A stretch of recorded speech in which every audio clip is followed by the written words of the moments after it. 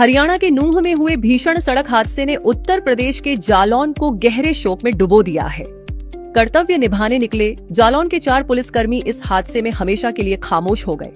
बताया जा रहा है कि अपहरण के एक मामले में दबिश देने के लिए ये सभी पुलिसकर्मी स्कॉर्पियो से नूंह गए थे।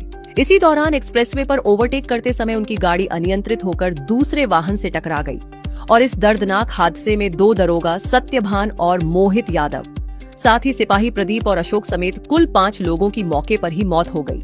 जैसे ही इस घटना की खबर जालौन पहुंची, पूरे पुलिस विभाग में शोक की लहर दौड़ गई।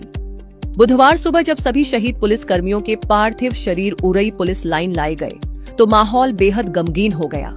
साथ ही पुलिस कर्मियों की आंखें नम थीं और हर कोई अपने वीर साथियों को अंतिम विदाई देने के लिए उमड़ पड़ा। सुबह करीब 10 बजे पूरे राजकीय सम्मान के साथ शहीदों को अंतिम सलामी दी गई। इस दौरान वरिष्ठ पुलिस और प्रशासनिक अधिकारी भी मौजूद रहे, जिन्होंने पुष्पचक्र अर्पित कर वीर सपूतों को श्रद्धांजलि दी और शोक संतप्त परिवारों के प्रति गहरी संवेदना व्यक्त की। अंतिम सलामी के बाद सभी पार्थिव शरीरों को उनके पैतृक गांवों के लिए रवाना कर दिया गया, जहां पूरे सम्मान और विधि विधान के साथ उनका अंतिम संस्कार किया जाएगा। देश सेवा में अपना सर्वस्व न्यौछावर करने वाले इन वीर जवानों की शहादत को कभी भुलाया नहीं जा सकेगा।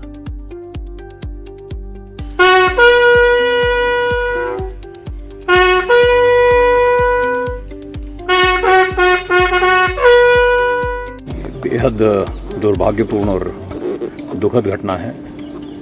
हमारे चारों साथी बहुत अच्छी मंशा से एक व्यक्ति के जीवन बचाने के लिए यहाँ से प्रस्थान किए थे, द्रुत गति से प्रस्थान किए थे, लेकिन ये दुर्भाग्यपूर्ण घटना घटित हो गई जिसमें हमारे 4 साथी शहीद हुए हैं और अपनी कर्तव्यपरायणता का ये इन्होंने सर्वोच्च उदाहरण प्रस्तुत किया है।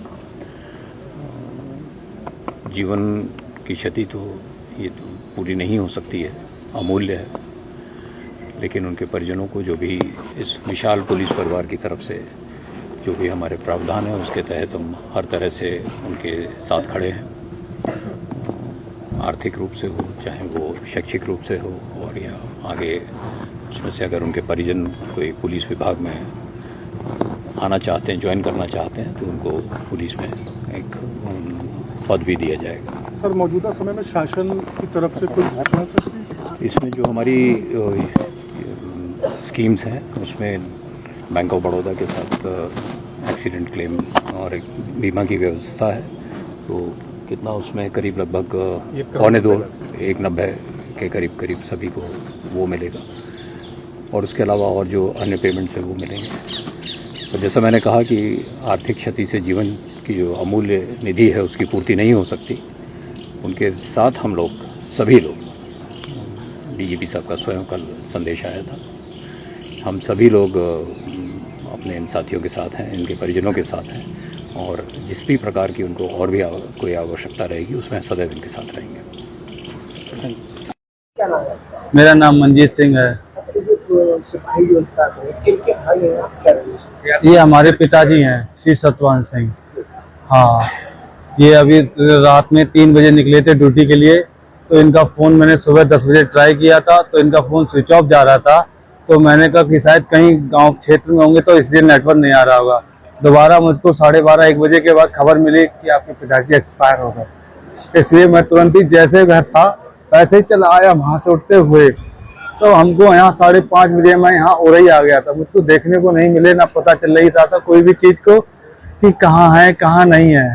तो अब अभी सुबह 7:30 बजे मुझको ये देखने को मिले मेरे पिताजी। हाँ, कितने भाई हैं? हम 3 भाई हैं। हम सबसे बड़े भाई हैं, हमसे छोटे 2 भाई और हैं, और 2 बहनों की हमने शादी कर दी, हमसे बड़ी बहनें हैं 2। कुछ और उससे पहली बात हुई, जब मुझे बात हुई थी तब कुछ कहा था उन्होंने?